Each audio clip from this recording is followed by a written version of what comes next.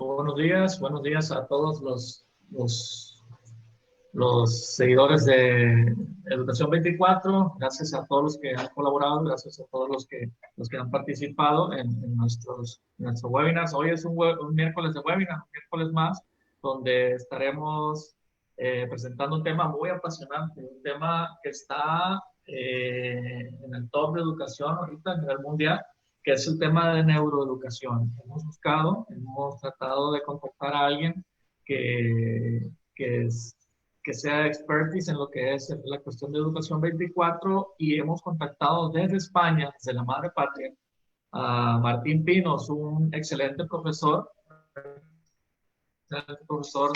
de ese país que nos va a hacer el favor de darnos un webinar, de darnos una conferencia, de darnos una plática. Y nada, sin más ni más, me permito presentar a Martín Pinos Quiles y con el permiso de él, voy a permitirme leer algunos datos, alguna reseña profesional de lo que es la profesión, lo que le apasiona a Martín allá en España.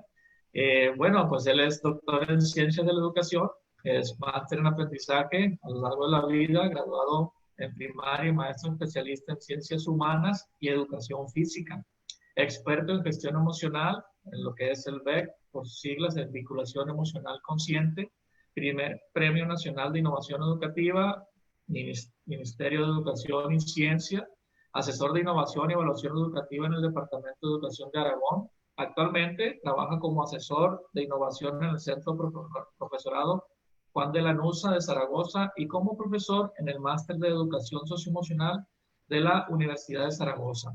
Participa también habitualmente como ponente en jornadas, congresos y cursos de formación del profesorado sobre innovación, metodologías activas y educación socioemocional. Ha publicado más de una docena de libros y otras publicaciones, además de diversos artículos de investigación y temática educativa. Su último libro, Con Corazón y Cerebro, Net Learning, aprendizaje basado en neurociencia, la emoción y el pensamiento. Autor de la aplicación libre para móvil Con Corazón y Cerebro sobre inteligencia emocional, regulación y bienestar personal. Wow, es impresionante el currículum de Martín. Y bueno, pues este webinar es de él, este webinar él lo dirige, este webinar, la charla es de él, la conferencia es de él. Y adelante, Martín, mucho gusto, buenos días acá en México y buenas tardes en España. Te dejamos con la audiencia. Buenos días, Orlando, y buenos días a todas las personas que allá tan lejos de donde estoy yo, de Zaragoza, en España, estamos compartiendo este pequeño rato, que va a ser corto, pero que creo que va a ser apasionante. Lo primero de todo es compartir la pantalla para que podamos seguir las diapositivas de la presentación, y creo que en este momento ya la podréis estar viendo. Y sin más dilaciones, que al final el tiempo pasa muy, muy rápido, querría empezar planteando que al final, si vamos a hablar de neuroeducación, vamos a hablar y vamos a hacer constantes referencias a lo que es el cerebro humano. Al final, el análisis, el estudio de cómo aprende el cerebro es la base de los avances que nos aporta la neuroeducación a los docentes. ¿Por qué esa imagen de la Amazonia, de esa gran selva? Para darnos una pequeña idea de la magnitud de ese órgano tan increíble que al final es el que gestiona el aprendizaje. Estamos hablando de un órgano que tiene entre 86.000 y 100.000 millones de neuronas. La cantidad es abrumadora, y si pensamos que en algún momento de nuestra vida, hacia los 2 añitos antes de que se produzca la poda neuronal, un proceso de limpia sináptica y neuronal que facilita la funcionalidad de nuestro cerebro, antes de que se produzca a los 2 años ese proceso, estaríamos incluso duplicando esos niveles, esas cantidades de neuronas. Por lo tanto, estaríamos en unas cantidades cercanas incluso a lo que se puede plantear de los árboles que hay en la Amazonia. Bueno, si el número es impresionante, 100.000 millones de neuronas, y además de neuronas hay otro tipo de células, las células gliales, que hay 10 veces más todavía que neuronas, pero con esa cantidad de 100.000 millones de neuronas, si pensamos en las conexiones que se producen entre ellas, es decir, las sinapsis neuronales, el número todavía es más apabullante, es más increíble. Y al final es la sinapsis la que determina los procesos de transmisión de información y, por tanto, los que realmente están vinculados al hecho de aprender o a cualquier comportamiento en realidad que se produce en el ser humano. Cuando pensamos en el número de sinapsis que hay por cada una de las neuronas, el número empieza a crecer y mucho. Cada una de las neuronas de nuestro cerebro tiene unas, aproximadamente, y de media unas 10.000 espinas dendríticas, es decir, alrededor de la cabeza de la neurona, del soma, hay 10.000 puntos de conexión por las cuales recibe información de otras neuronas. Y en el extremo de la neurona, después del axón de desarrollo largo, en su extremo las terminales dendríticas, tenemos aproximadamente de media también unos 10.000 terminales. Así que cada neurona conecta por uno y otro lado por término medio con 10.000 otras neuronas. Y esas son precisamente las sinapsis con las que al final podríamos contar. Es decir, cuando multiplicamos una cifra por otra, al final lo que tenemos es una cifra increíble de 10 elevado a 13, que son muchas, son 1.000 billones de sinapsis a nivel cerebral en lo que es un adulto, en lo que es el adulto, producidos ya los procesos de poda sináptica, que son muy importantes en los 2 añitos y luego también en los momentos primeros de la adolescencia. Bueno, pues este es el órgano increíble en el cual nos estamos manejando, y esto explica por qué el cerebro es el órgano con el que aprendemos y no utilizamos los riñones u otros órganos para aprender, por esta potencialidad que le da estos números que estábamos hablando. Como hoy lo que quiero es recordar al profesorado o insistir en algunas de las claves más importantes que nos está aportando la investigación del cerebro que podemos utilizar luego en el ámbito educativo, la primera de todas ellas creo que tiene que ser sin duda esta. La importancia de la motricidad, la importancia del cuerpo, del movimiento para el desarrollo cognitivo del ser humano. Al final, si estuviéramos en una sesión un poquito más larga, una webinar de más tiempo, o estuviéramos en una sesión presencial, pudiéramos estar cara a cara, yo indudablemente empezaría ahora la sesión proponiéndonos un juego de activación a nivel motriz, haciendo algo que nos permitiera movernos. Esa imagen que veis ahí, esa brújula o esa rosa de los vientos, marcaría un poquito la idea de una posible actividad que os voy a contar. No la vamos a hacer, no tenemos tiempo, pero la quiero contar porque quiero justificar de algún modo el por qué la motricidad es tan importante para el desarrollo cognitivo y para el aprendizaje. Imaginaos con vuestro alumnado que proponéis esta situación, la rosa de los vientos, norte, sur, este y oeste, o si son más chiquitines, hablaríamos de adelante, atrás, izquierda y derecha, ¿no? Las nociones topológicas. De manera que cada vez que yo dijera una de esas direcciones, cada vez que yo dijera norte o sur o oeste, habría que ir y dar un saltito en esa dirección y volver a nuestro centro, al centro de la rosa de los vientos. Yo empezaría norte, daríamos un saltito adelante y volveríamos, oeste, un saltito a la izquierda, volveríamos. Y así repetidamente iría jugando con esos cambios para empezar a activarnos desde el punto de vista motriz. Lo complicaríamos un poquito para incorporar un poco, en alguna medida también, la flexibilidad cognitiva y es decir, la intervención del córtex prefrontal, haciendo algunos cambios en la tarea, en el pequeño juego. Por ejemplo, pasado unos momentos primeros del juego, diría, bueno, pues ahora vamos a hacer justo lo contrario, lo cual es un poquito más complicado. Cada vez que yo diga norte, en lugar de irnos al norte, daremos un saltito hacia atrás, hacia el sur, y volveremos rápidamente al centro. Y si digo oeste, daríamos un saltito justo hacia el este, hacia la derecha, y volveríamos al centro. Es decir, al revés de lo que yo diga. Eso ya implica un cierto procesamiento más complejo a nivel de cerebral que lo que estábamos haciendo antes. Y lo podríamos seguir complicando o enriqueciendo, depende del contexto de la sesión o de la asignatura en la que estuviéramos. Que estamos en matemáticas, podemos plantear, por ejemplo, sumar cantidades. Así que yo doy 2 cantidades, el alumno hace un cálculo mental, una suma mental, y si es par, da un saltito a la derecha y vuelve, si es impar, da un saltito a la izquierda y vuelve. Y con eso podemos jugar con restas, podemos jugar con multiplicaciones o incluso divisiones. Por ejemplo, la mitad.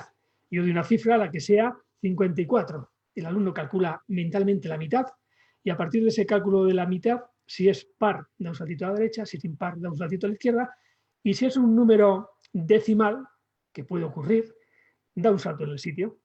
Y así jugaremos con 54, 7, 9, 12, 15, 500, en función de la edad de nuestro alumnado.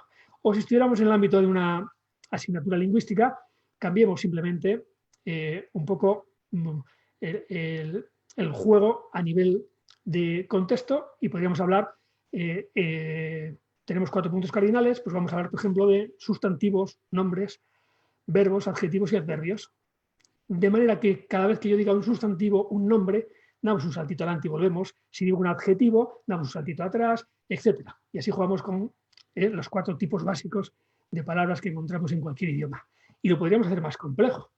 Una vez que ya hemos cogido que el nombre es un salto adelante, que el adjetivo es atrás, que el verbo es a la izquierda y el adverbio a la derecha, ahora ya cualquier nombre que yo diga, cualquier verbo que yo diga, responde al mismo movimiento. Así que ya no diría verbo, sino que podría decir cualquier verbo de los muchos que podemos encontrar en el idioma castellano, en el idioma que estamos trabajando. Todos esos procesos vinculados a lo motriz tienen también un alto componente cognitivo. Sería una excelente manera de empezar. ¿Y por qué? Porque lo que nos dice la investigación del cerebro es que cuando le pedimos al alumnado que se mueva, aunque sea por periodos relativamente pequeños, y cuando digo pequeños, periodos que no tienen que ir incluso más allá de 2 minutos, y eso es fácil hacerlo en el contexto de un aula, se produce una serie de mejoras a nivel cognitivo que tienen mucho que ver con la activación, entre otras cosas, del riego sanguíneo a nivel cerebral, pero sobre todo con la activación sináptica, es decir, de las conexiones nerviosas que se producen entre las neuronas. Para que un cerebro aprenda tiene que estar conectado sinápticamente, tiene que estar activado. Bien, pues lo que hacemos es activar el cerebro y en concreto una de las zonas que se activa de forma más importante, además de la corteza motora, por supuesto, y sensomotora, obviamente que sí, es el córtex prefrontal. Es decir, la corteza prefrontal, la que tenemos justo detrás de la frente, es la encargada de los procesos cognitivos superiores. Es la encargada de las funciones ejecutivas del cerebro. La memoria de trabajo, la flexibilidad cognitiva, la atención selectiva, la toma de decisiones, todo eso se gestiona desde el córtex prefrontal. Y más cosas, entre otras también, y muy, muy relevante, aunque ahora no voy a meterme en ello, la gestión de nuestro mundo emocional. Vamos a hacerlo desde esa zona cerebral. Activar esta zona sinápticamente es tremendamente interesante porque estoy activando la atención ejecutiva de mi alumnado. Esa atención que tiene que tener para poder aprender algo. La atención ejecutiva es la atención voluntaria. Es la atención más vinculada a los procesos de aprendizajes formales. Bien, hay una molécula, una proteína, que es el BDNF, factor de crecimiento para el cerebro, que actúa, os he puesto ahí factor neurotrófico derivado del cerebro, sería la traducción. Os la he puesto ahí porque actúa sobre 3 elementos claves para nuestro cerebro: la atención, la motivación y la memoria. Así que activar a través del movimiento estos 3 elementos mediante esta molécula es tremendamente interesante. Y luego, además de todo esto que os comento, hay algo también que yo creo que no podemos dejar de lado. Está muy comprobado que el movimiento inhibe la hormona cortisol. Los glucocorticoides, entre ellos el cortisol, cuando se exceden de raya sabemos que están muy vinculados a los procesos de estrés negativo, de ese estrés que produce en nuestro cuerpo ciertas anomalías, incluso a nivel del sistema inmunológico, si se prolonga en el tiempo. Pero de forma más inmediata, la aparición del estrés provoca, entre otras, una afección importante en el hipocampo. El hipocampo es una de las zonas muy concretas de nuestro cerebro límbico, el cerebro mamífero, está en la zona más nuclear de nuestro cerebro, que gestiona las memorias emocionales, las memorias a largo plazo. Que el hipocampo se vea afectado por el cortisol explica, por ejemplo, por qué en una situación de auténtico estrés, ante un examen, ante una entrevista de trabajo, podemos llegar a quedarnos en blanco o podemos llegar a olvidar cosas que sabíamos, que son importantes, pero que en ese momento no somos capaces de recuperar. Así que actuar contra el cortisol a través del movimiento parece también sumamente relevante. Y además se libera una serie de neurotransmisores, entre ellos los que ahí os señalo, endorfinas que nos hacen sentir bien, se libera dopamina, que es la química, el neurotransmisor de la emoción básica, alegría. Y cuando estamos en alegría, queremos seguir estando o haciendo aquello que estamos haciendo. Porque la alegría es muy adictiva. Es muy adictiva porque esta sustancia, la dopamina, que afecta al núcleo accumbens de nuestro cerebro, tiene un gran poder de adicción. Así que conseguir que el alumno se haga adicto a estar en situaciones dopamínicas, saludables, de aprendizaje o en contextos amigables en el aula haciendo una actividad saludable, parece más que interesante. se libera también serotonina. La serotonina es el neurotransmisor de lo que Roberto Aguado y su equipo de investigación, un psicólogo clínico español muy prestigioso, plantean en la emoción básica seguridad. Para que se entienda bien, la serotonina es la química que tenemos cuando uno está en una situación de control, cuando uno está en una situación, un contexto en el que controla. El que es bueno en matemáticas o es bueno en música, ¿cómo se sentía cuando entraba en clase de matemáticas o cuando entra en clase de música? Esa sensación de estar en tu sitio, en un lugar donde controlas, esa es la sensación de la seguridad, de la serotonina. Muy interesante también. Y por último os he puesto la oxitocina, que aunque sea un neurotransmisor que no se libera tanto por la acción del movimiento, sino por la del contacto físico, y eso es lo que a mí me interesa, insistir, el contacto físico amigable, me parece relevante porque siempre y cuando pensemos o queramos que nuestro alumnado trabaje en equipo, funcione en equipos cooperativos, en equipos de trabajo, necesita estar vinculado entre ellos, necesita tener confianza. Y la manera más primaria que tiene nuestro cerebro para generar vínculo es a través de la oxitocina, la hormona y el neurotransmisor de la confianza, del apego, del vínculo.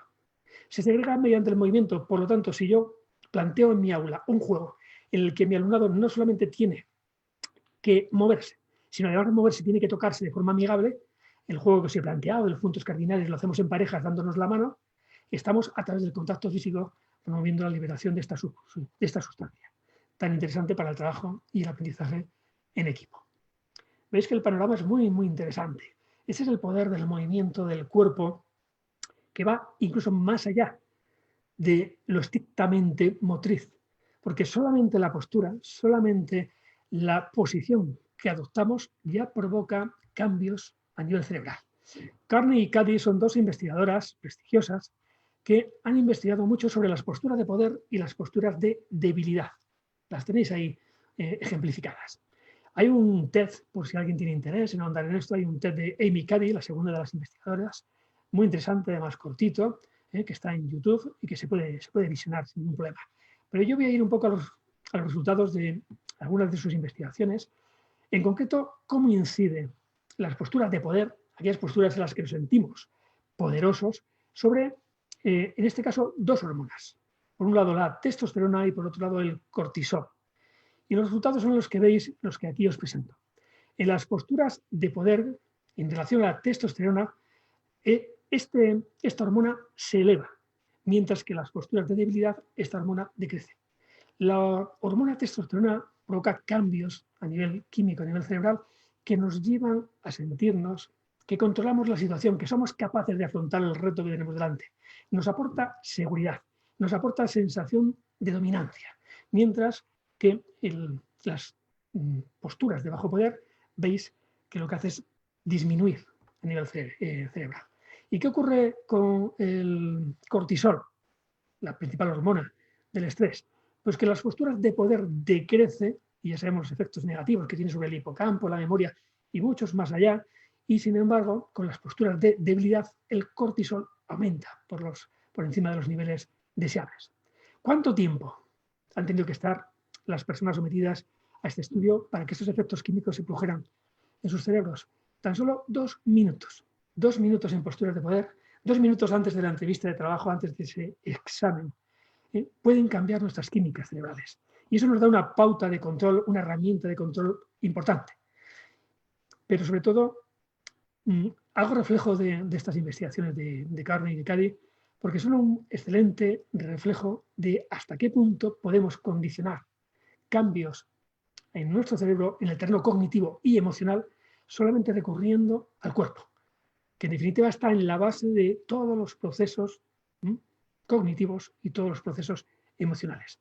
Nos guste o no nos guste, el cuerpo es punto de partida para todo lo que pretendamos plantearnos a nivel cerebral, a nivel de neurociencia o neuroeducación. La importancia de la caricia os la he mencionado antes de refilón con la oxitocina. Claude Steiner es posiblemente el principal investigador a nivel mundial en este campo.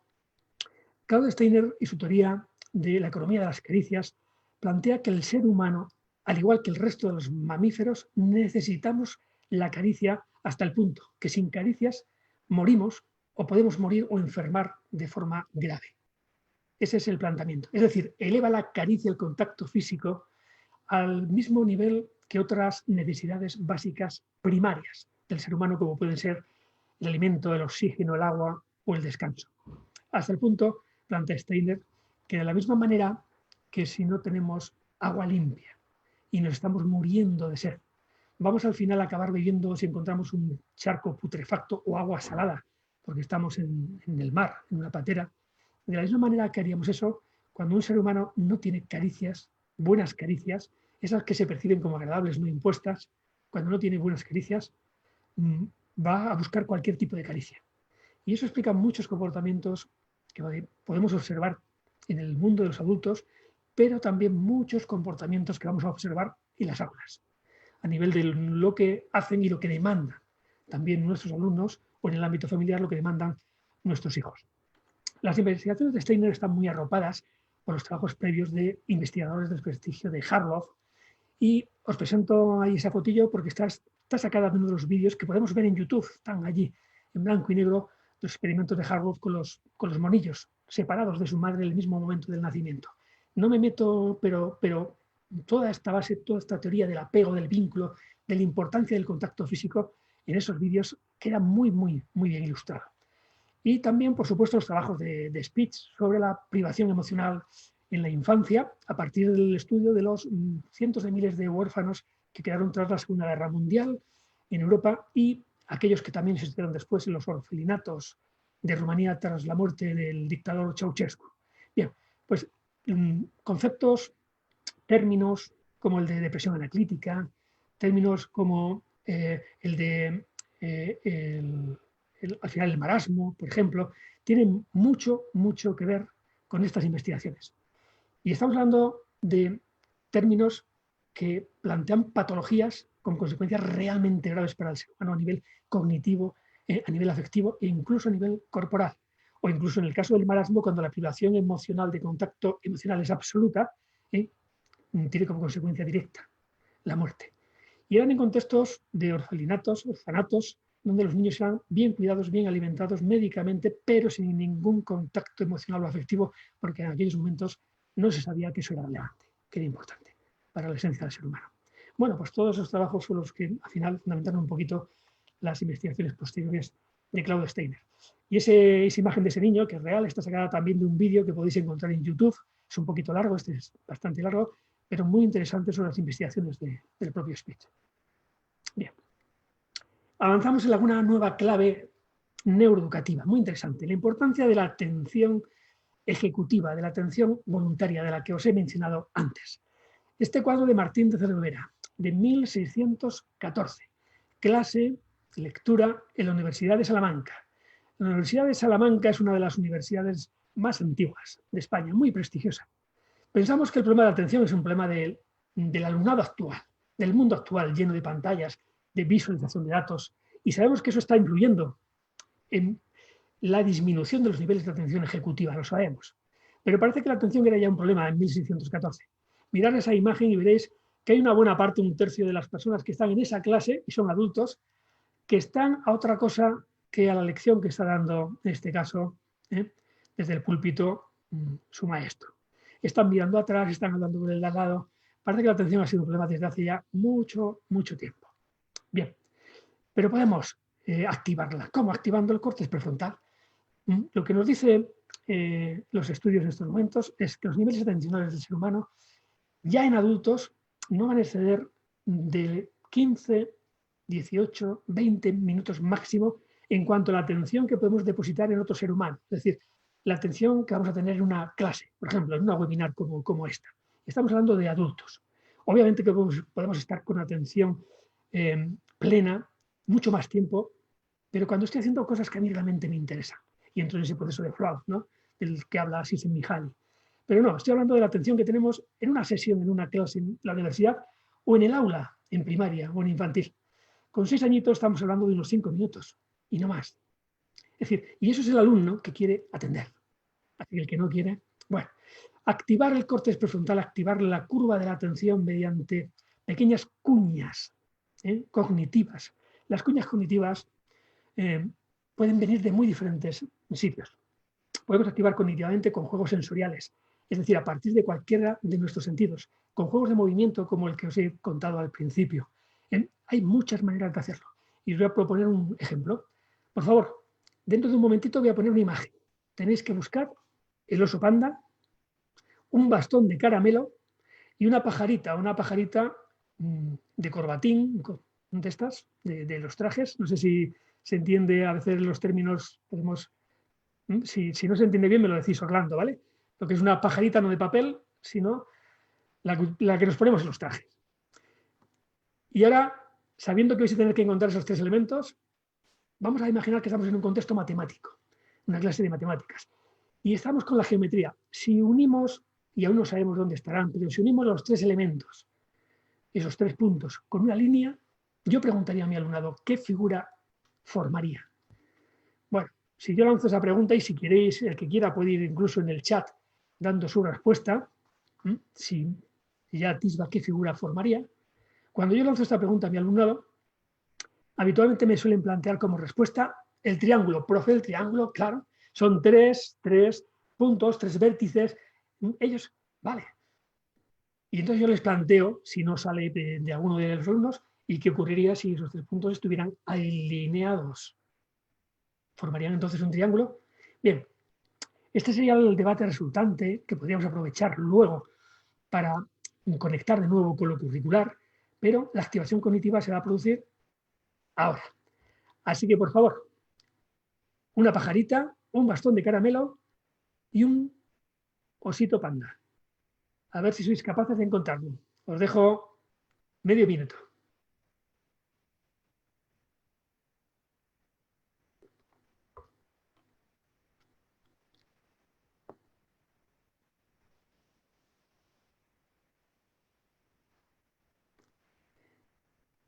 ¿Qué tal va la búsqueda? Voy dando alguna pista. El bastón de caramelo. Arriba, a la derecha. Muy bien, seguramente ya lo teníais por ahí, ¿verdad? ¿Qué pasa con el osito panda? Estaba por abajo. Muy bien. ¿Y ahora será una línea o será un triángulo? La pajarita. Pues era un triángulo. Era un triángulo, perfecto. Pero ¿qué hemos hecho en este momento? Activar el córtex prefrontal. Y como nos plantea Francisco Mora, uno de los grandes divulgadores de la neuroeducación, como nos plantea Mora, lo que hemos hecho es recuperar la línea de atención. Ya llevamos un rato hablando, y eso hace que vuestra atención vaya cayendo, esa curva va bajando. Lo que hemos hecho es subirla de nuevo un poquito mediante la activación sináptica de esta zona del córtex prefrontal. Y eso me garantiza unos poquitos más minutos de atención para poder seguir hablando de otras claves. Por ejemplo, la que veis aquí. Importancia de la memoria y de la repetición. La memoria ha sido tremendamente criticada por el profesorado, ciertamente porque hemos abusado mucho de ella. Ahora bien, ¿qué nos dice la investigación al respecto? Pues lo que nos dice es que la memoria es más relevante posiblemente de lo que pensamos, porque no podemos aplicar ningún proceso cognitivo importante, no podemos en realidad pensar de forma compleja sobre ningún concepto que previamente no tengamos en nuestra cabeza. Es decir, que previamente no hayamos incorporado a través de la memoria. Por tanto, si yo quiero que en un momento dado mis alumnos puedan comparar dos tipos de ecosistemas, el ecosistema de la zona donde viven con un ecosistema más lejano, y me establezcan las relaciones, me comparen qué ocurre con los seres vivos y no vivos de esos dos ecosistemas, mientras no tengan el concepto de ecosistema, sería un trabajo perdido. Así que el concepto de ecosistema tendrán que haberlo asimilado, tendrán que haberlo incorporado. ¿Por qué además de la memoria planteo la repetición? Porque el mecanismo más básico que tiene nuestro cerebro para consolidar redes neuronales es la repetición. Cuando muchas neuronas se disparan, se activan sinápticamente de forma repetida a la vez, al final, por un proceso de economía, de eficiencia, lo que hace el cerebro es establecer una red estable, crear una red sólida de aprendizaje. El aprendizaje a nivel neurobiológico y lo mismo la memoria, porque memoria y aprendizaje son dos conceptos a nivel neurológico muy identificables, se basa en la creación de redes sinápticas estables. Los procesos de fondo son ciertamente complejos, se basan en un neurotransmisor que se llama glutamato, que tiene dos tipos de redes. Bueno, no me meto en eso, salvo que alguien quiera preguntarlo, porque químicamente entender eso es un poquito más complejo, pero es tremendamente fascinante. Pero al final todo eso se basa en la activación repetida de esas sinapsis neuronales. Así que, visto que la memoria es importante, ¿por qué no hacemos un pequeño ejercicio de memoria? Estoy seguro de que cualquiera de las personas que estéis ahí sois capaces de aprenderos de memoria 2 líneas, solo 2 líneas, las tenéis ahí. 1 minuto de tiempo para memorizar esas 2 líneas. Empezamos ya.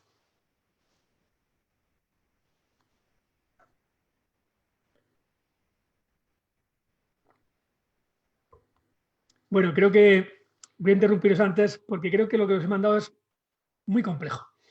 Puede que haya alguien que sea capaz de memorizar esas 2 líneas. Yo, desde luego, soy incapaz. Y la mayoría de los seres humanos somos incapaces de hacer eso. Si os preguntara por qué aprenderse, memorizar 2 líneas, solo 2 líneas, puede ser algo tan complejo, estoy seguro que vuestra respuesta sería, Martín, es que no se entiende, es que eso no tiene sentido. Claro, no tiene sentido. Quizá no tiene sentido para vosotros, para vosotras. Pero esto es muchas veces lo que hacemos con nuestro alumnado. Esto es lo que le pedimos. Le estamos pidiendo que memorice el teorema de Pitágoras o cualquier otro concepto complejo, cuando para nuestro alumno ese teorema de Pitágoras es tan incomprensible como esto que estamos viendo aquí. Requisito previo para poder memorizar algo es haberlo comprendido. Si yo esto lo reordeno, y esto es una greguería de Gómez de la Serna, de un gran escritor español, bueno, si yo esto lo reordeno y os digo, memorizar por favor esas 2 líneas en 30 segundos, en la mitad de tiempo. Intentadlo.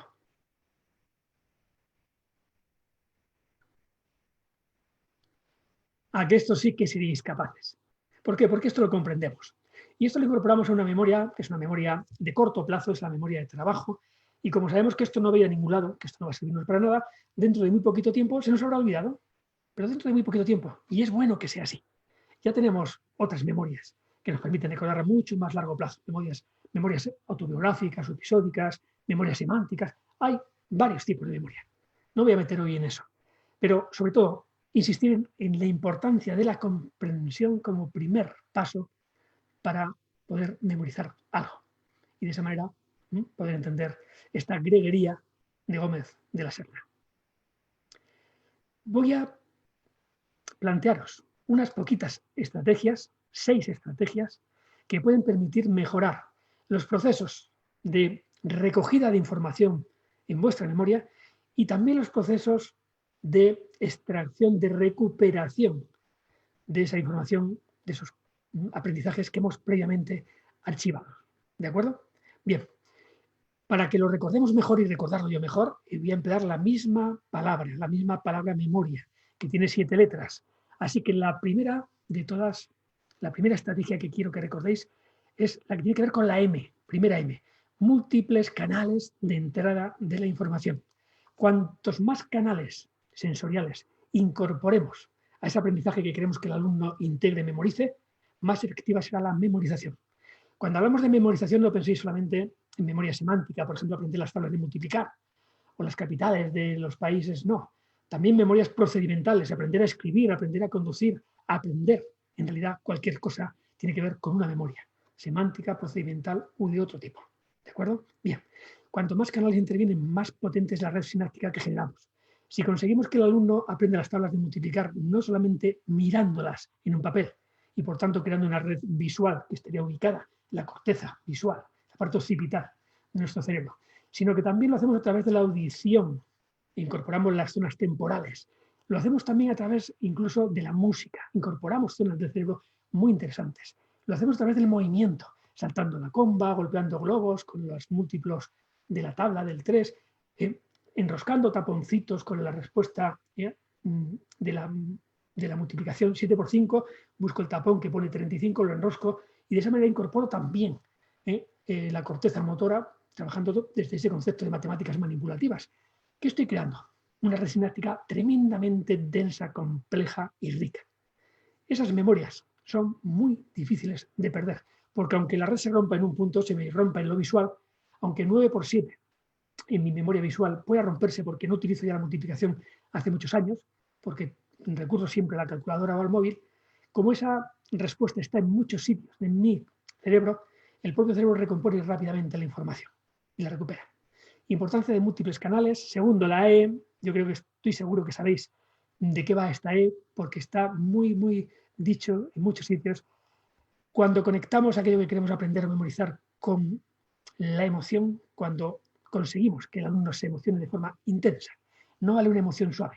Estamos emocionados siempre, estamos siempre al amparo de alguna emoción, pero solamente las emociones intensas y a ser posible agradables son las que nos interesan para que a través del hipocampo hagamos una conexión sólida de ese aprendizaje. Así que emocionemos con lo que enseñamos y garantizaremos que la información se recupere fácil y que se integre fácil también. La segunda de las M's os la he planteado en la primera de las claves, el movimiento. Recordar movimiento, recordar activación del hipocampo a partir de la inhibición del cortisol, pero también a partir de esa molécula, el BDNF, factor neurológico que os comentaba en la primera diapositiva. Ya tenemos 3 estrategias tremendamente potentes para evitar la O, el lado oscuro de la memoria, que es el olvido. Pero si aún así queremos más, si aún así queremos reforzar nuestra capacidad de memorizar y por tanto de aprender, recurramos a lo de siempre. La R seguro que os suena. ¿Qué es lo que hemos planteado al principio? Importancia de la memoria y la repetición. Por tanto, repetir.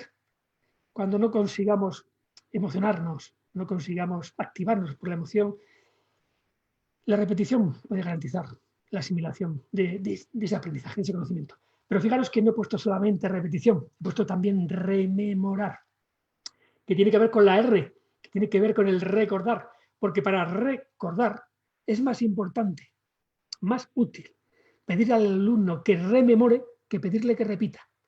Me explico. Después de una pequeña lección que hemos dado al alumnado y nos está escuchando, si en lugar de pedirle que esos apuntes que ha tomado en su cuaderno los vuelva a leer, le pedimos que rememore de forma oral y nos cuente de forma oral lo que le acabamos de explicar sin mirar lo que ha puesto en el cuaderno, eso es rememorar, es decir, es volver a mi cabeza para recuperar la información, ¿vale? O ha estado leyendo un pequeño capítulo de algún libro y le pedimos que esta su lectura rememore lo que allí se decía antes de leerlo por segunda vez, que eso sería repetir. Lo que nos dicen los estudios es que la cantidad de información que va a quedar fijada a nivel de su memoria es mayor. Así que importancia de la repetición, pero más aún de la rememoración. La I de la imaginación sería el quinto elemento. Cuanto más disparatado sea aquello con lo que vinculemos imaginativamente lo que queremos aprender, más fácilmente le va a resultar a nuestro cerebro recuperar la información. Si tenemos que estudiar una serie de elementos, de personajes, lo que sea, y conseguimos conectarlos imaginándolo con algo, a veces disparatado, gracioso, que tenga muy poco sentido desde la lógica, al cerebro le va a resultar mucho más fácil recuperar esa información. Y por último, la A, que es asociar, justamente lo que yo he hecho ahora, asociando mediante una regla mnemotécnica, por ejemplo, con cada una de las letras, aquella estrategia que yo quería presentaros para que no la olvidéis. Y ahí tenemos ya unas cuantas muy útiles para nuestro trabajo. Prosigamos por algunas nuevas claves. El cerebro es social. Bien, lo que nos plantean las investigaciones de personas como David Sousa, David Bueno también, incluso gente del nivel de Antonio Damasio, es la importancia del cerebro social en nuestra especie. Posiblemente, y esos son los planteamientos que defiende David Bueno, por ejemplo, en la diferencia que se ha producido en el Homo sapiens sapiens respecto al resto de primates y al resto de especies con las que convivimos, esté muy posiblemente en nuestra capacidad para trabajar en equipo, para trabajar desde un planteamiento social y aprender desde un cerebro social. Hay muchas especies que cooperan, que trabajan juntas, pero la cooperación que se produce entre esas miles de especies, desde algunas como las abejas, las hormigas, incluso bacterias, es una cooperación automatizada, casi robótica, que no ha mejorado con el paso de los miles o incluso millones de años de evolución de las especies. En el caso del ser humano es muy distinto. Una especie como la nuestra, pequeña, con unas capacidades físicas relativamente pobres respecto a otras especies que se nos pueden comer, es decir, puestos a correr, a escapar de una especie que sea un depredador ante nosotros, pues corremos poquito, en realidad corremos poco, y puestos a perseguir a especies que nos podemos comer, incluso un conejo, también corremos poco, y sin embargo hemos conseguido atrapar a unos y a otros, incluso atrapar a los depredadores que se nos comían en los primeros momentos. ¿A través de qué? A través de la utilización del cerebro social. Cuando más activo está el cerebro del ser humano, y eso es parte de los trabajos de Sousa, es cuando está trabajando en equipo. Da igual lo que plantees a tu alumnado, da igual lo complejo que sea, pero si lo está trabajando solo, va a haber menor activación sináptica que si le propones algo de menor complejidad, pero si lo propones en el contexto de un equipo base cooperativo. Están trabajando 4 personas para resolver una serie de problemas.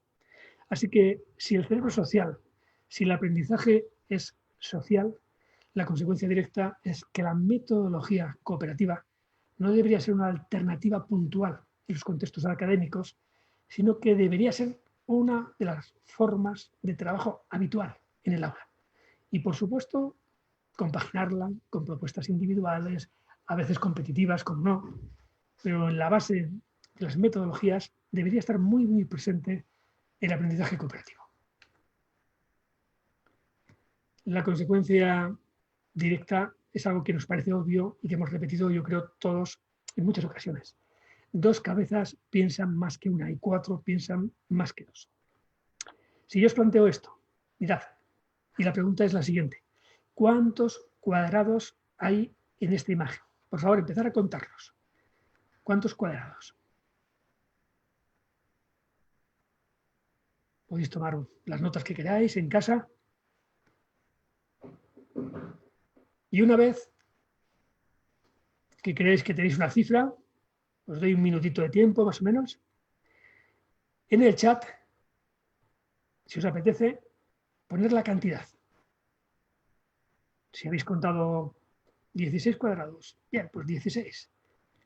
Solamente es para darnos una pequeña idea de por dónde van las respuestas a este pequeño problema.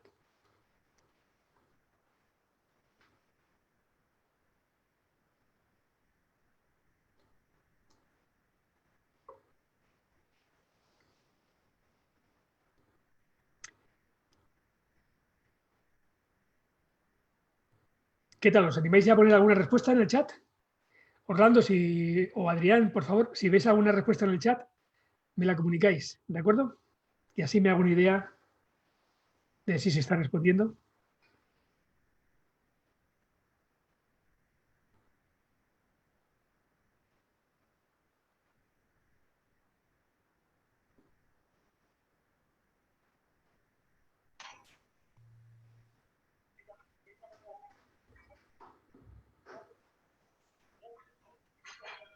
Bueno, acá dice 35, otro dice 24, dos dicen que 28.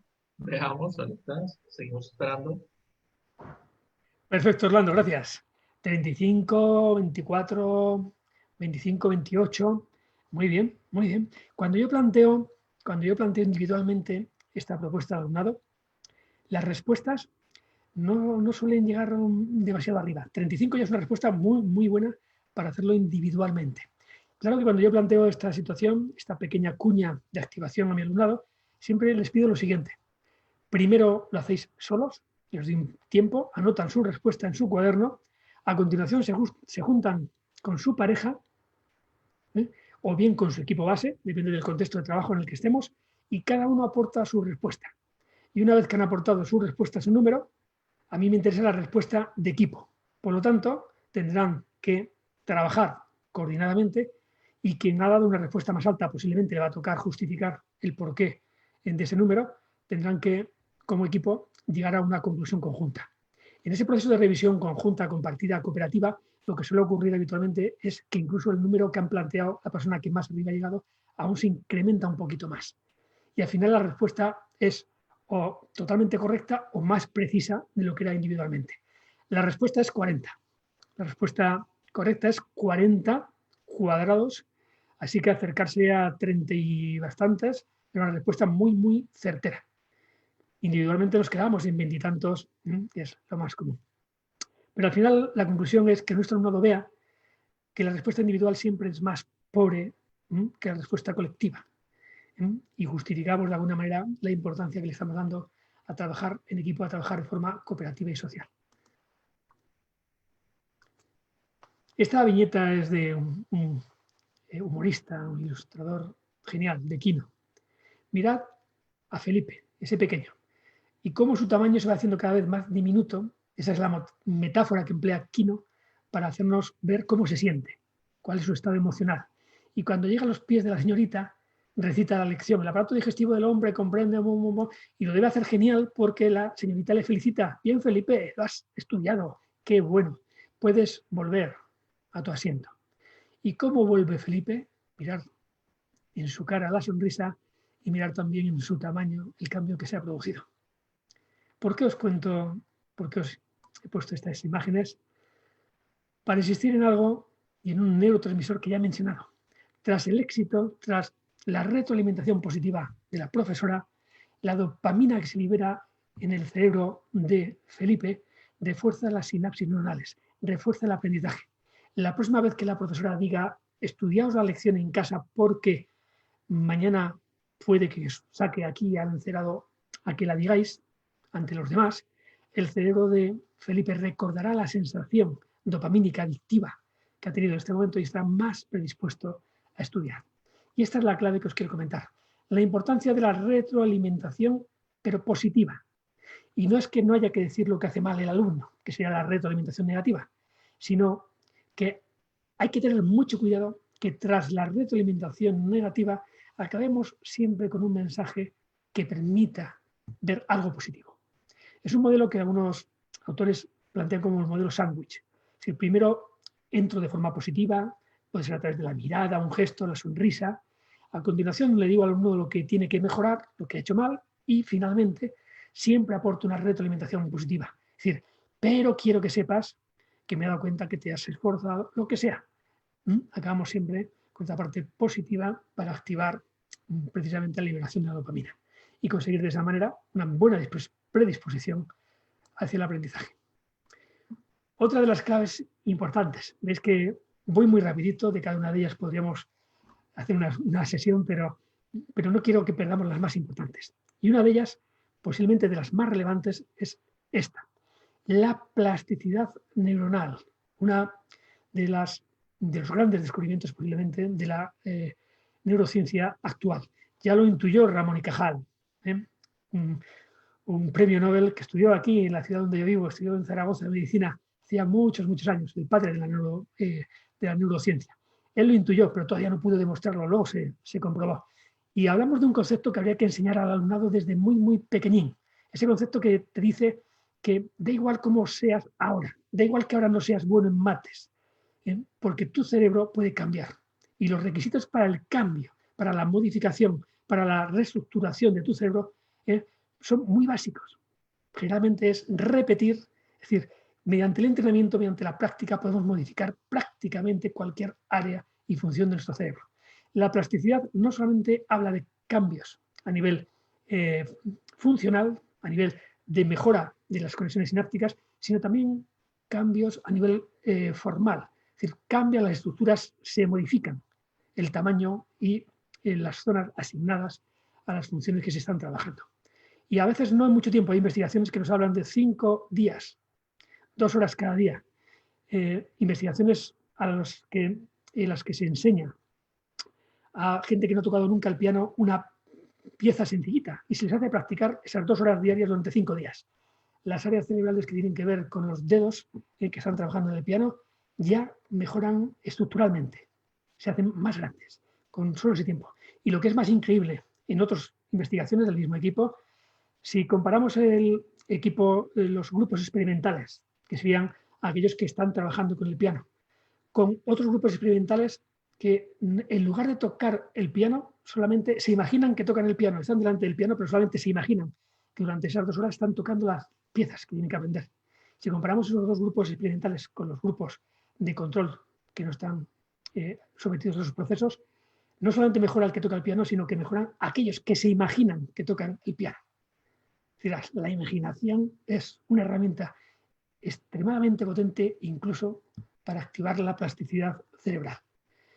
Y aunque sea por dar unas pautas, estrategias muy sencillitas, muy rápidas que podemos aplicar en nuestra vida o en el contexto de nuestro alumnado.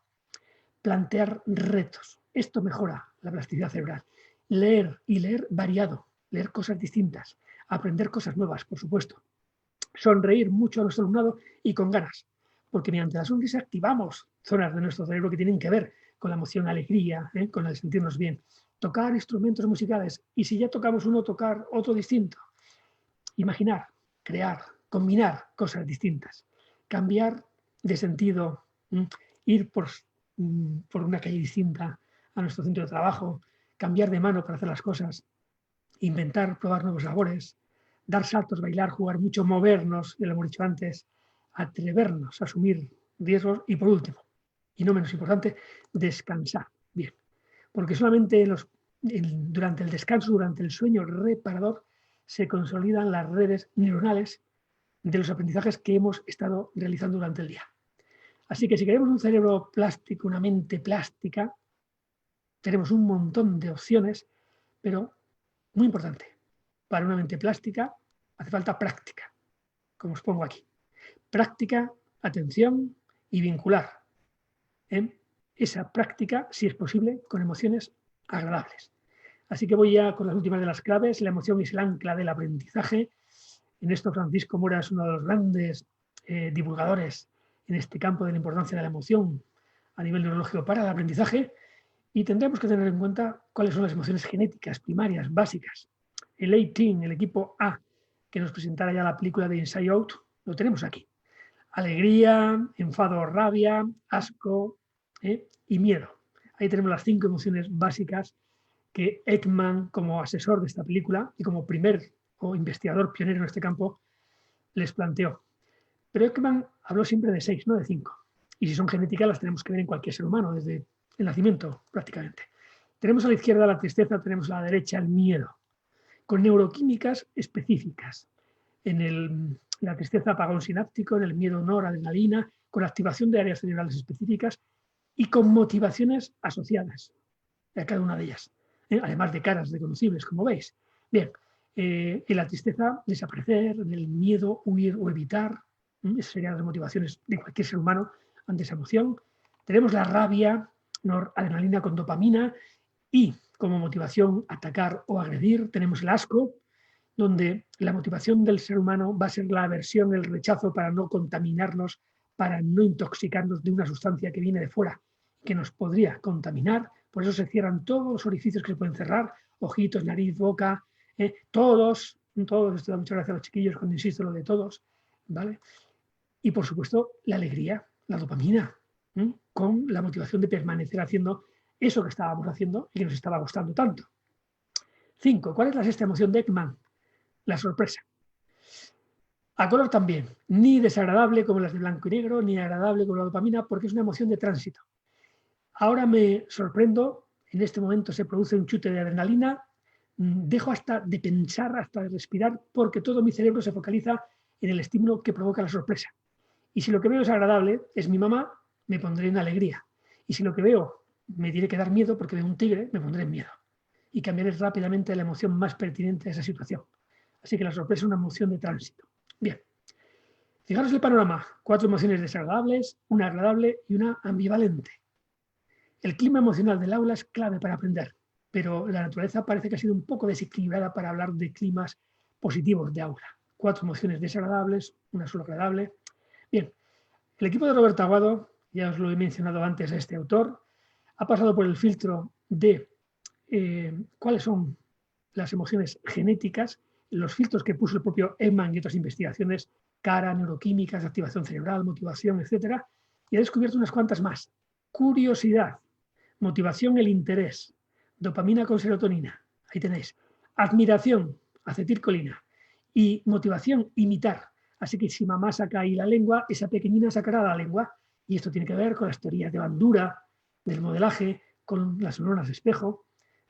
Y por último, la serotonina, os he hablado de ella al principio. Emoción básica, seguridad, control, motivación, el control. Ahora el panorama es distinto. Tenemos una cruz central con 4 emociones agradables, 4 desagradables, más la sorpresa. Esto enriquece mucho el panorama para trabajar emocionalmente en nuestras aulas. Y recogiendo un poco los trabajos, las investigaciones de Roberto, os pongo aquí cuáles serían, y en resumen, las motivaciones asociadas a las 10 emociones básicas o genéticas del ser humano. Curiosidad, interés, etc. Ahora, os pongo el acento en las 4 primeras, las más relevantes para el aprendizaje. Las emociones casa. Porque cuando el alumno está en casa, curiosidad, admiración, seguridad o alegría, aprende. Pero cuando el profesor está en casa, enseña. Si el profesor no está en casa, si el alumno no está en casa y está en cualquiera de estas emociones que tenemos aquí abajo, su motivación es muy distinta a la del aprendizaje. Un alumno en un contexto de miedo, un alumno en un contexto de rabia o tristeza, no puede aprender. Un alumno que entra a la clase de matemáticas con asco está rechazando las matemáticas, siente aversión a las matemáticas, no puede aprender. Y o cambio el estímulo a través de los estímulos que yo proponga, o cambio la emoción, o no conseguiré cambiar la emoción hacia el aprendizaje.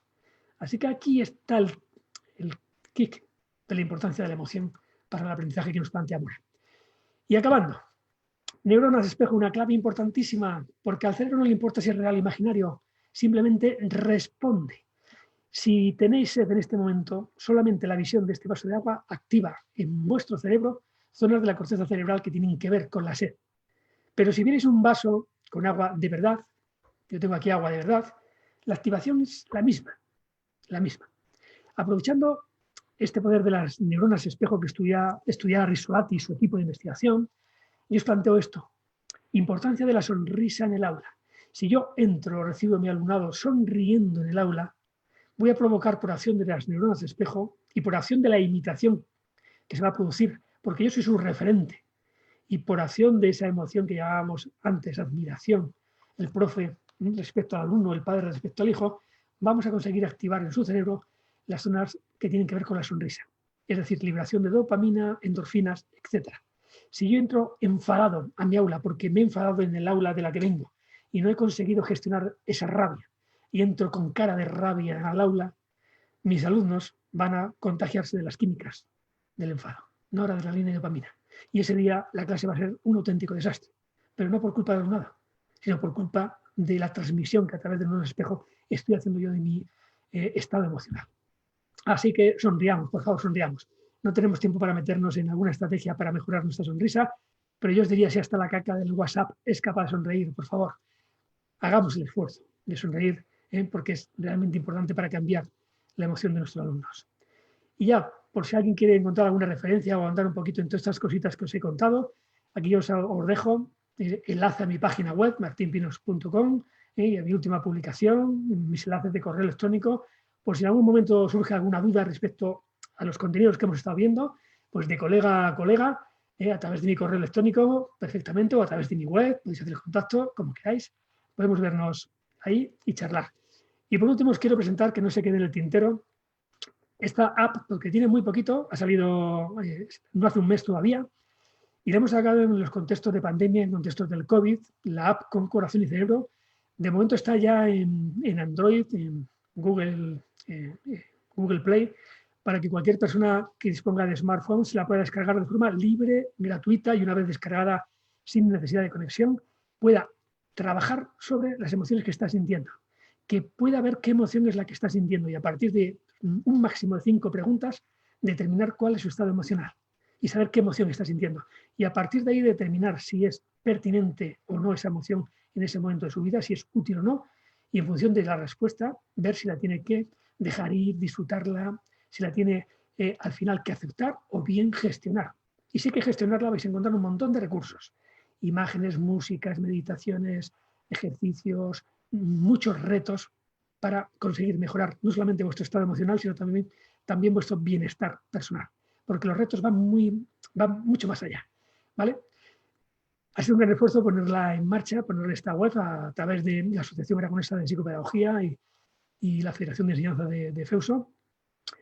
Y bueno, pues aunque haya al final limitaciones por tema de que la informática al final no nos ha permitido hacer todo lo que queríamos, yo creo que puede ser una web muy bonita, muy interesante, muy útil, y que os animo a que compartáis, a que la utilicéis si os hace falta, y podéis divulgar entre cualquier persona, entre las mamás y papás también, porque a través del cambio y de la gestión emocional que puede hacer el padre y la madre en casa, les va a permitir gestionar como referentes que son la emoción de sus hijos. Al final no podemos gestionar la emoción de nuestros hijos, su miedo, si yo en casa estoy con miedo. Y mientras no cambie mi miedo, no puedo cambiar el miedo de mis hijos. Y ahora en contextos de COVID esto es tremendamente relevante. En el aula sucede lo mismo. Así que bueno, ahí tenéis la invitación y cualquier consulta la tenéis.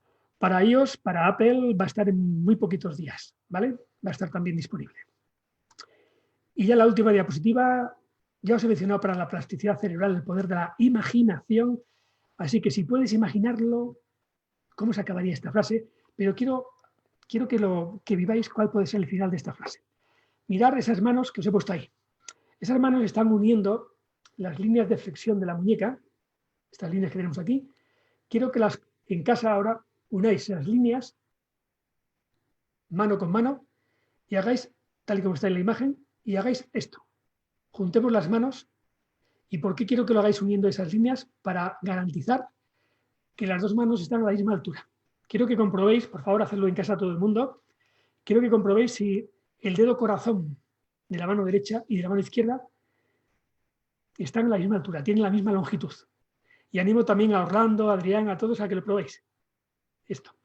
Porque solamente vivenciándolo, vamos a ver si funciona o no el poder de la imaginación.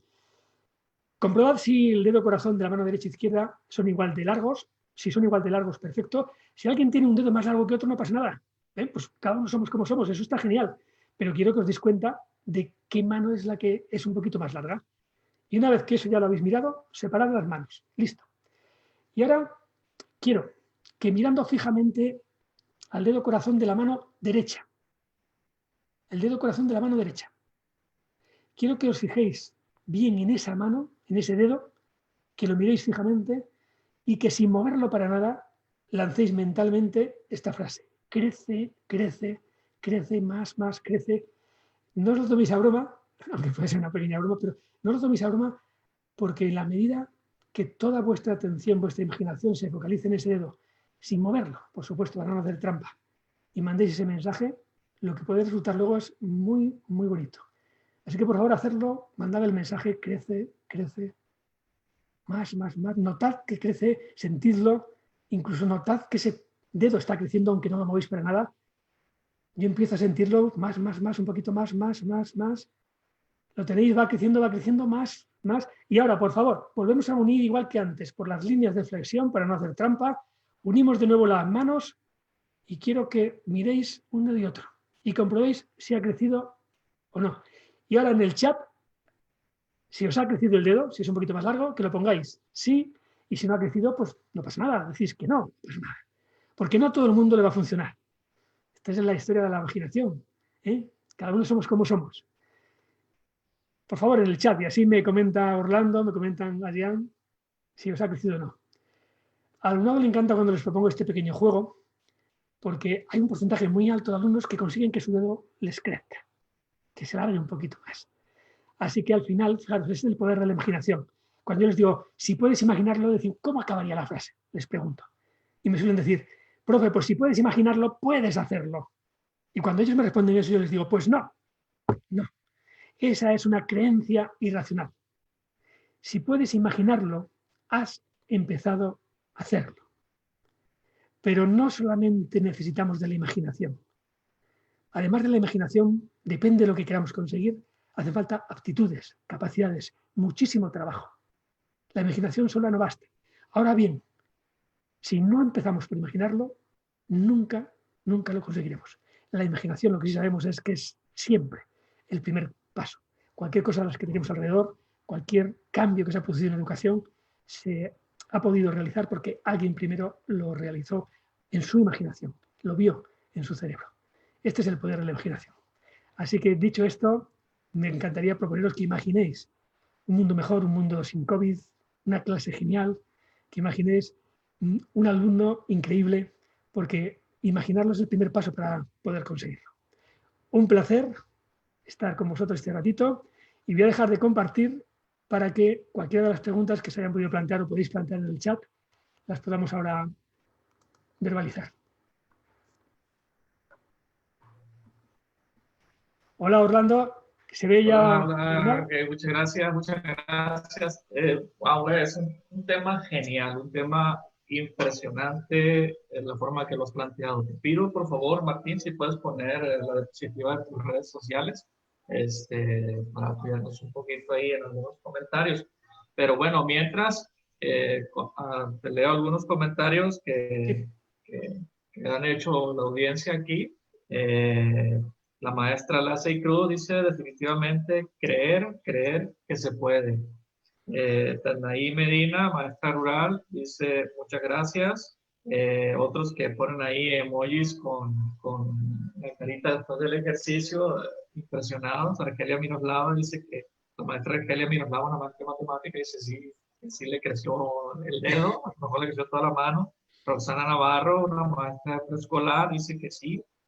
La maestra Perla Cruz dice que le creció su mano derecha, le creció toda la mano, no nada más el dedo Qué corazón. bueno. Muy bien, pues bien, bien. La maestra Belén Taquín también ha puesto su emoji de admiración ahí, de sorpresa. Y bueno, algunos comentarios y me voy directamente a las preguntas, Martín, no sé si lo permitas. Sí, sí, perfecto. Eh, bueno, tenemos la primera pregunta que es de la maestra Tarnaí Medina, una maestra de primaria, de rural, de contexto rural, dice, ¿cuál es la diferencia entre neuroeducación y educación socioemocional en su opinión? Muy bien. Una pregunta muy bonita. Yo también he sido maestro rural muchos años. Bueno, 11 años de los 20, algo más de 20 que estuve con los niños, antes de los cambios profesionales, fueron en el ámbito rural. Cuando hablamos de neuroeducación, estamos hablando de aprovechar la investigación que hay en torno a cómo aprende el cerebro para sacar conclusiones que permitan mejorar no solamente el aprendizaje del alumnado, sino también nuestra forma de enseñar, es decir, los procesos de enseñanza y aprendizaje. Cuando hablamos de educación socioemocional, lo que estamos planteando es reforzar un ámbito del ser humano que nos ha demostrado toda la investigación que es absolutamente esencial para el desarrollo integral de la persona. Hay una investigación muy interesante que se hizo a partir de una propuesta de la UNESCO, de Juan Casasus, una investigación muy amplia e internacional, que estudiaba las variables que inciden en el aprendizaje. Y después de estudiar muchas variables, no encontraban ninguna con un peso realmente significativo. Incorporaron en aquel momento, porque la investigación es de 1994, incorporaron una que aparecía bastante novedosa en aquel momento, es el año de publicación del libro de Goleman, Inteligencia Emocional, incorporaron el clima emocional del aula. Resultó ser la variable más potente, más potente. Cuando hablamos de educación socioemocional es trabajar toda la esfera emocional del ser humano, poniendo el peso no solamente en el individuo, porque eso sería educación emocional, sino en las habilidades también socioemocionales, es decir, la emoción trasladada a los otros seres humanos. Y entonces planteamos un modelo de trabajo que va a tener varias patas. Primero, las habilidades emocionales a nivel personal y segundo, las habilidades socioemocionales, asertividad, empatía, resolución de conflictos, escucha activa, resiliencia, etcétera, etcétera. Esas serían un poquito las diferencias, sabiendo que la educación socioemocional se integra como una de las claves más relevantes de la neuroeducación. Muy bien, muchas gracias, Martín. La maestra Liz Mirel Félix López plantea una situación y hace una pregunta. Si la caricia es tan esencial para el ser humano, ¿qué podemos hacer ante nuestros alumnos para suplir esos defectos o afectos ahora que regresemos a clases y requerimos guardar cierta distancia? ¿Será suplir el contacto físico?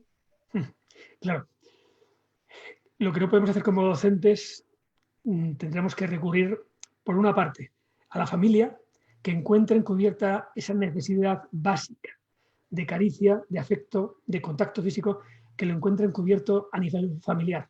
Claro, es algo que no podemos garantizar, pero que sí podemos promover a través de la intervención con las familias, a través de la propia educación socioemocional de las familias, podemos animarles a que abracen más a sus hijos, a que contacten más con sus hijos, porque en el contexto de la familia, aunque estemos en una situación de pandemia, salvo que en la propia familia haya contagio, no es impertinente el contacto físico. O sea, ahí sí que sabemos que ese contacto físico se puede y se debe producir. Cuando ya no tengamos pandemia, que el profesorado no tenga recelos en ser también protagonista de ese contacto, sobre todo con los más chiquitines. Es decir, yo animo siempre a abrazar al alumno, a que se abracen entre ellos, pero a recibir sus abrazos y abrazarlos, porque cuando el abrazo hace conexión con el alumno, generamos un vínculo a través de la oxitocina increíble.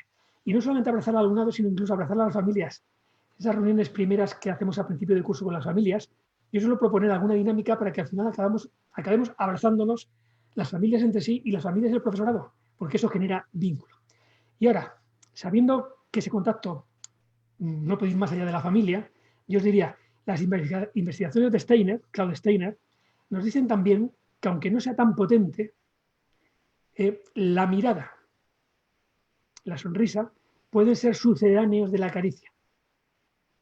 Así que aunque sea a través de la cámara, sonreír mucho a nuestro alumnado, emplear la palabra como elemento de activación de la oxitocina, que aunque como mamíferos tiene una activación primaria a través del contacto físico, podemos provocar liberación de oxitocina también de forma cognitiva. ¿Cómo? A través de las palabras positivas, a través de las palabras afectuosas. Y ojo, no es tanto la palabra que yo diga, sino la emoción desde la que yo diga. Al final, si yo hablo a mi alumnado desde la admiración, desde el afecto, desde el cariño, estoy promoviendo vínculo entre ellos. No es una activación tan potente a nivel de oxitocina, pero funciona también. Así que ese es nuestro sucedáneo en estos momentos. Ok, muchas gracias. Aquí tenemos a la maestra Gladys Corral, maestra de primaria también en contexto rural. Ella dice, o más bien ella pregunta, ¿cómo podemos hacer uso de estrategias neuroeducacionales en los tiempos de educación a distancia? ¿No? Es una pregunta muy importante. Sí, pues la verdad es que ahora es mucho más complejo.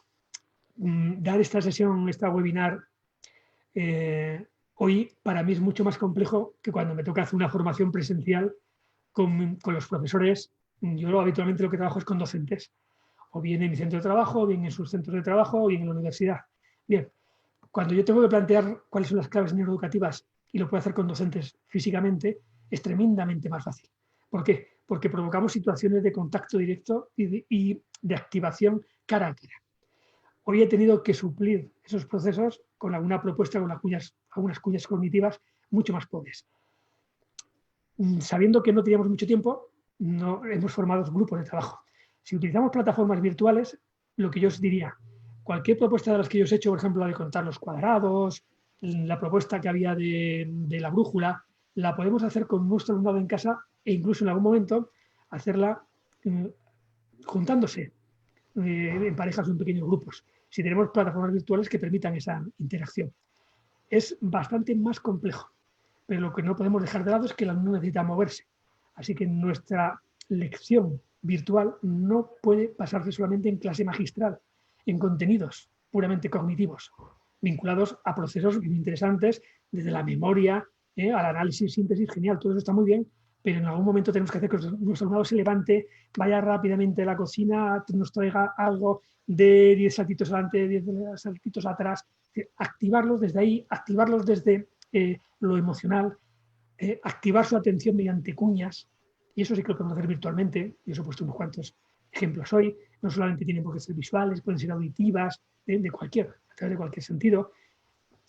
Es decir, aprovechar la potencialidad que tienen estas cuñas, que son muy, muy amplias, para asimilarlas en contextos de teleformación, sabiendo que siempre va a ser más pobre. Pero a la medida que ahora hagamos ese pequeño esfuerzo, que es el que he hecho yo hoy con este contexto, con esta audiencia de profesores y profesoras, en la medida que hacemos ese pequeño esfuerzo, nos estamos entrenando en herramientas para el día que los tenemos cara a cara. Porque entonces es tremendamente más sencillo plantear cualquiera de estas claves que hoy os he comentado. Definitivamente, muchas gracias. La maestra Ana Vega comenta, las caricias son indispensables. El contacto físico y las demostraciones de afecto son necesarias en el ser humano. ¿Cómo podremos trabajar sin esto al regreso a la escuela? El regreso de la escuela es nuestro territorio. Ahí es cuando va a ser muy, muy fácil. A través de la propuesta de juegos que necesariamente obliguen al contacto físico. No estamos diciéndoles, vamos a hacer este juego para tocarnos, sino cuando yo les planteo a los alumnos, vamos a jugar al espejo, por ejemplo. Entonces os ponéis en parejas, uno delante del otro. Y cada vez que suene la música, lo que hay que hacer es lo siguiente. Uno de los dos empieza a hacer movimientos y el otro tiene que imitar todos sus movimientos. Pero además vamos a ir poquito a poco. Solamente podemos mover de cuello para arriba, músculos de la cabeza o del cuello. Y empieza el juego y empiezan a moverse. Fijaros que no hay ningún contacto físico todavía.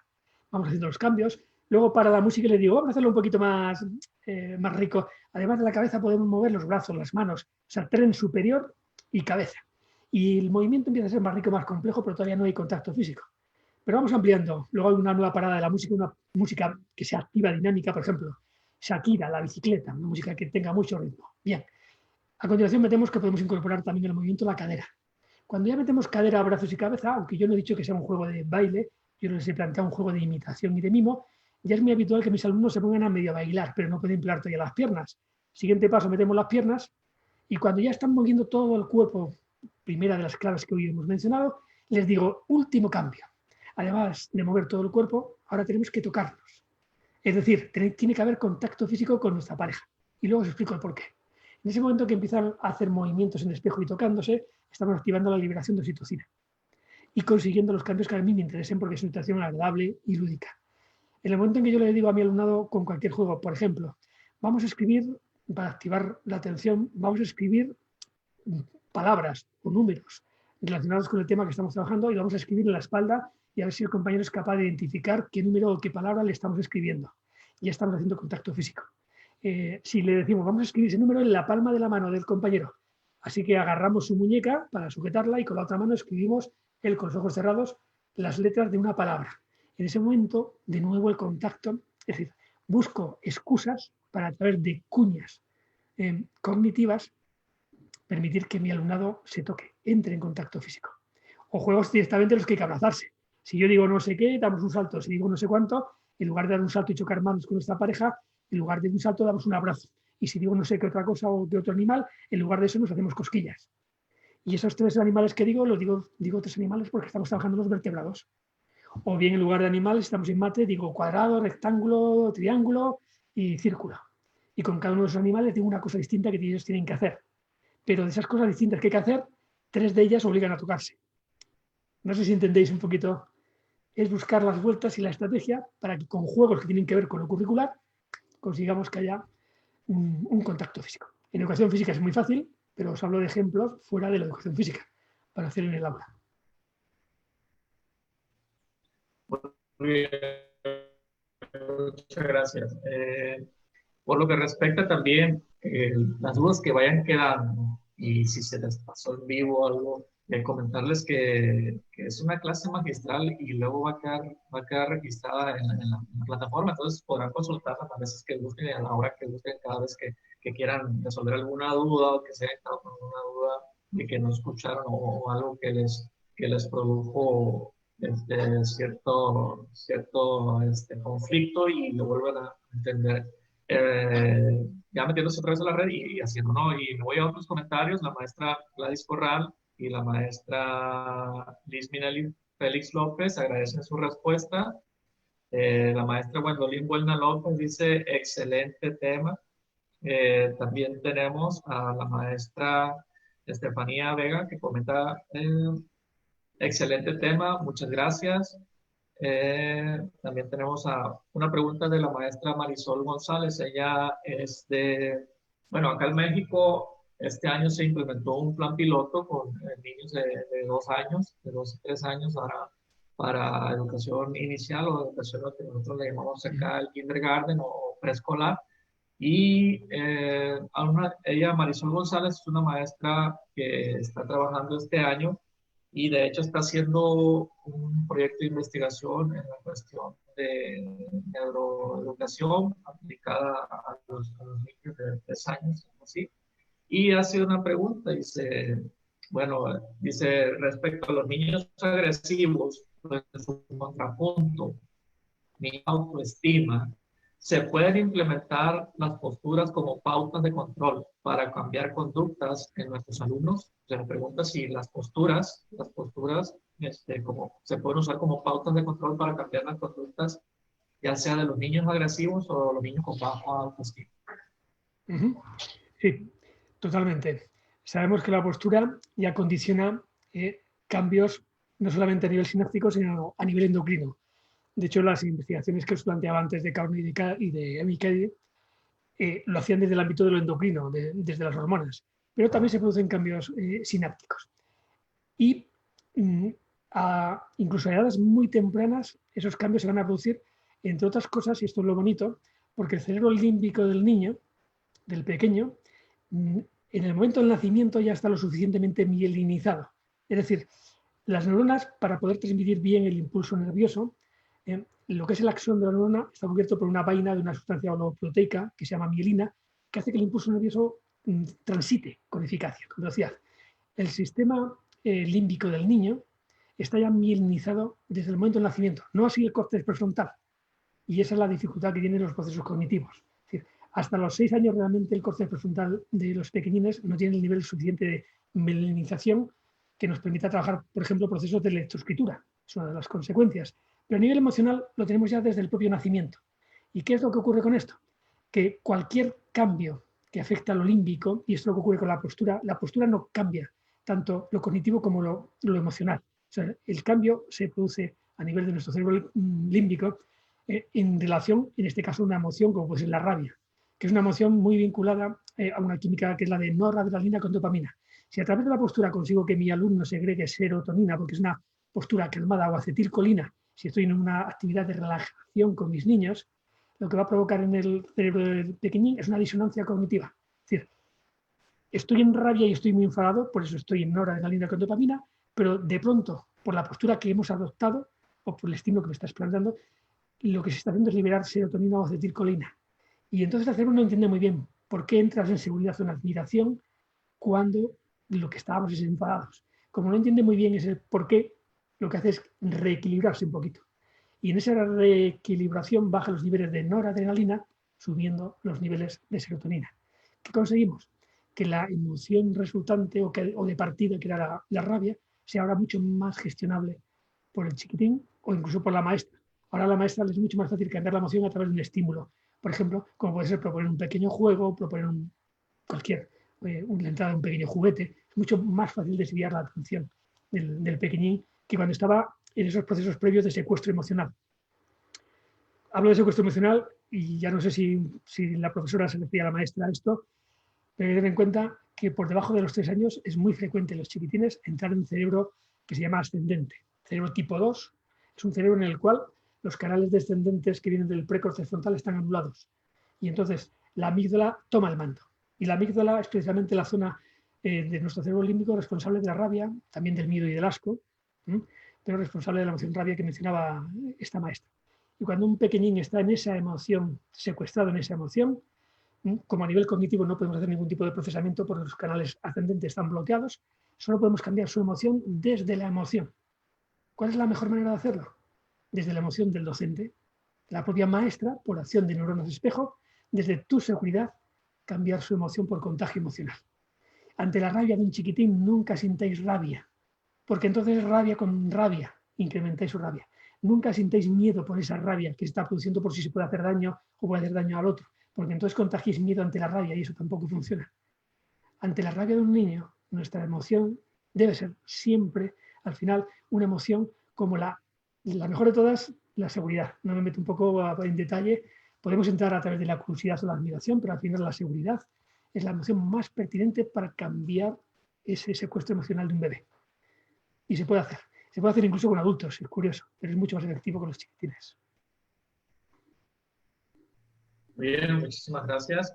Un comentario de la maestra Perla Sofía García Castro dice: la variación en las actividades que se diseñen permitirá atender la atención. Tenemos otro comentario más de la maestra Sheila Hansen Leiva, que dice: si regresando a clases no podemos tocarnos por la sana distancia, entonces la actitud del maestro en el aula es lo importante. Sonreír, llenos de alegría y transmitirlo a nuestros alumnos. Entonces, los comentarios, las preguntas, pues ya hemos acabado ahí con las preguntas y bueno, es un tema, lo decía ahorita, es un tema impresionante, un tema muy apasionante, es un tema magistral, es un webinar, una conferencia magistral y nosotros como docentes debemos de tener eh, esa preocupación por motivarnos, esa preocupación por actualizarnos, esa preocupación por estar siempre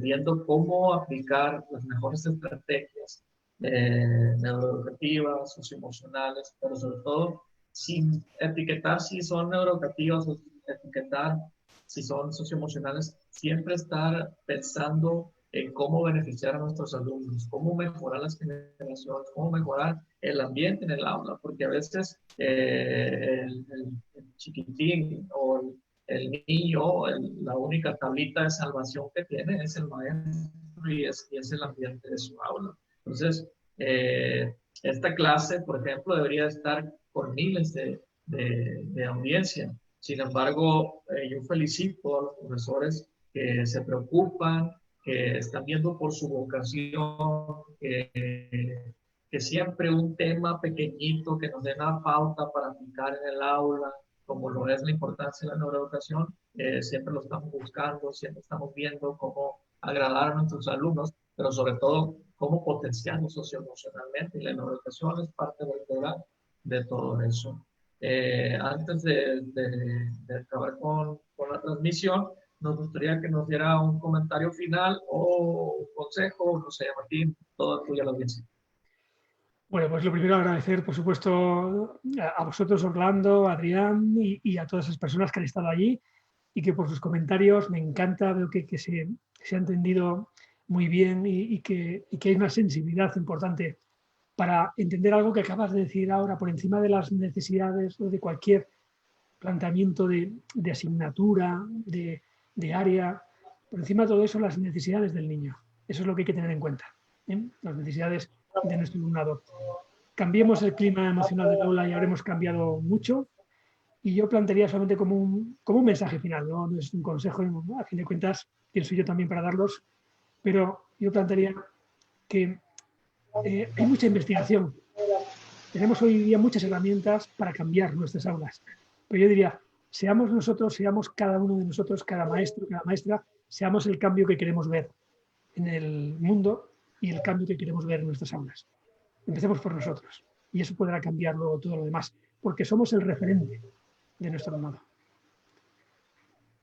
Muchísimas gracias, Martín. Muchísimas gracias. Nosotros en Educación 24 estamos encantadísimos de poder de tener un referente en España o de España aquí con nosotros. Créeme que lo estamos disfrutando al máximo, estamos gozando como maestros. Son temas que nos apasionan y lo que nos apasiona pues es placentero, nos llena de emoción sobre todo. Te manda muchos saludos Paco de España, por la torre. No, pero la torre.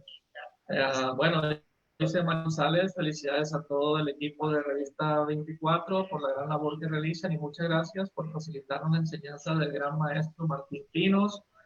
Tandaí Medina dice muchas gracias, tema interesante para todos los docentes y de suma importancia. La maestra Miroslava, Arqueria Miroslava dice muchas gracias por compartir. Y bueno, infinidad de comentarios que nos están haciendo llegar, les agradecemos mucho a todos. No sin antes también agradecerte, Martín. Es un tema que nos ha dejado para más todavía. Esperemos, ojalá y nos aceptes la invitación de darnos otro webinar, de darnos otra conferencia. Y seguro está que nos volverá a encantar. Por último, nada más ya a nombre de Educación 24, le damos las gracias a toda la audiencia. Los seguimos invitando a los miércoles de webinars. Cuando son de España, pues por la diferencia de horarios, para no desvelarlos mucho allá en España, los webinars han estado haciendo a las 11, 12 del mediodía, tiempo pacífico y hora centro.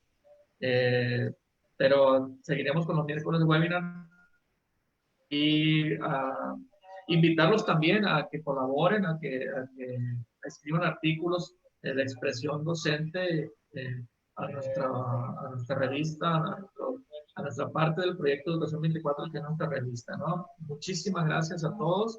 No sé, por último, me dice Rodríguez Ali, muchas gracias. La maestra Perla García Cruz dice, fue un honor compartir este espacio de aprendizaje. Agradecer la oportunidad de la revista Educación 24 y al doctor Orlando, muchas gracias.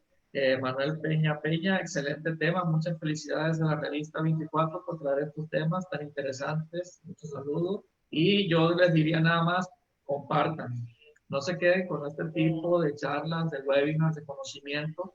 ¿Por qué? Porque al final de cuentas, como decía Martín, lo apuntabas muy bien, Martín, dos cabezas piensan mejor que uno, decir cuatro, piensan mejor que dos. Imagínense, si compartimos y analizamos este tipo de temas, pues habrá mucho más que aportar en nuestros consejos técnicos, que son las salas de audiencia que tenemos acá para ir viendo cómo va la educación de cada centro de nuestros trabajos. Martín, pues muchas gracias. Pues mira, los comentarios no terminan, pero bueno, ya prometo que es el último que voy a leer. Quisiera leerlos todos.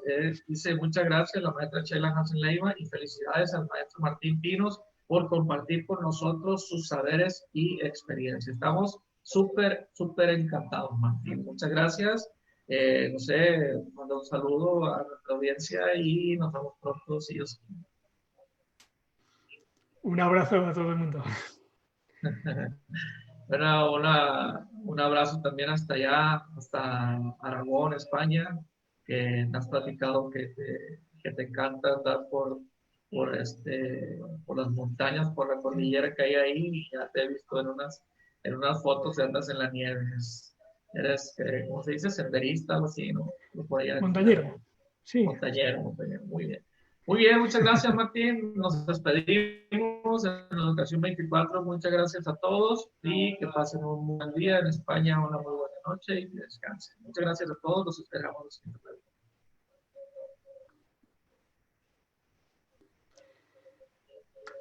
Bueno, pues gracias, Orlando. Un placer. El placer es nuestro, Martín. Vamos a terminar aquí la sesión en vivo.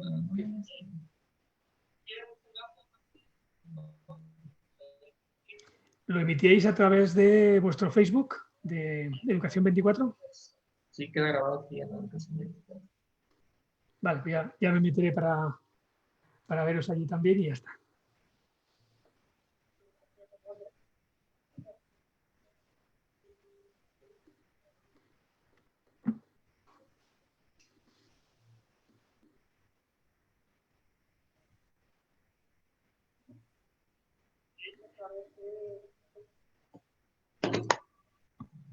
Vale, ¿no? Orlando, Sí. un saludo Bueno, entonces y espero que en el futuro alguna vez podamos volver a coincidir.